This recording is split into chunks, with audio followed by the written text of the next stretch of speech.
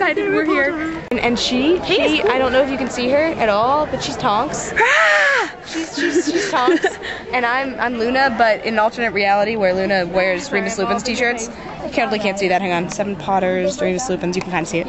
And then that's my friend Kirsten, who is awesome and is kind of not really Hermione. I look evil. A little bit. Yeah, and we're here at the premiere, and that's really awesome. And I'm gonna go now because I can't see anything, and you probably can't either.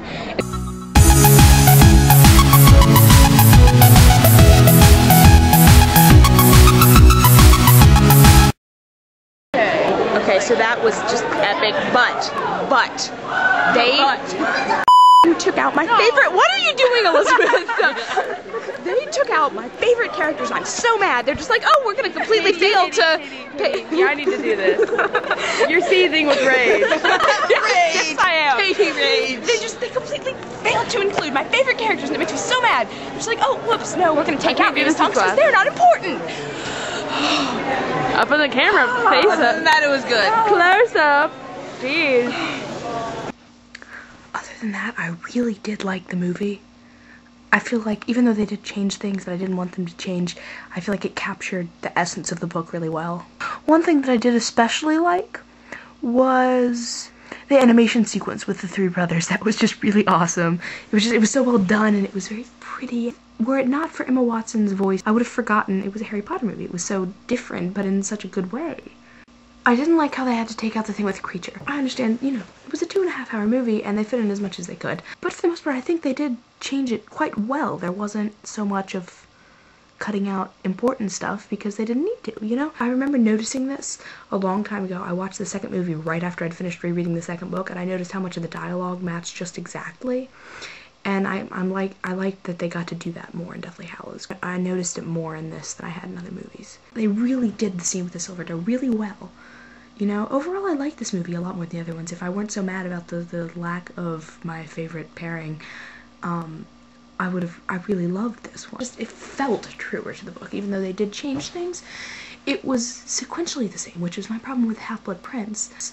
Like, they just threw every important thing, like, put them in a blender, and were just like, okay, well, that works. I need to be asleep, but I'm not. Another thing that I wish they had given a little more depth to that they didn't was with, Dudley and Harry. That was quite nice, and they didn't have that in there. I really love Fred walking in with his toothbrush sticking out of his ear, and I'm so glad that they didn't take out the I'm holy Fred, get it? 7 Potters scene was 7 Potters. Heh. Change in the fact that, you know, they never actually, like, landed on a Muggle street and started driving, but that, again, a lot of it was done well. The effects they used for the Patronus were really awesome, I think.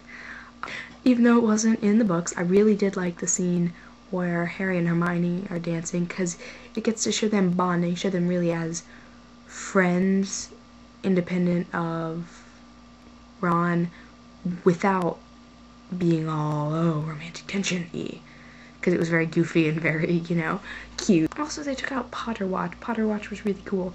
I just realized that.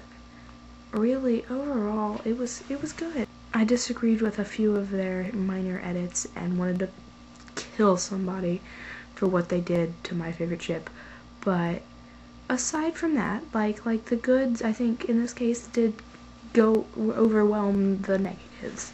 Okay, good night. Someone, I'm not sure who, someone would have gotten arrested.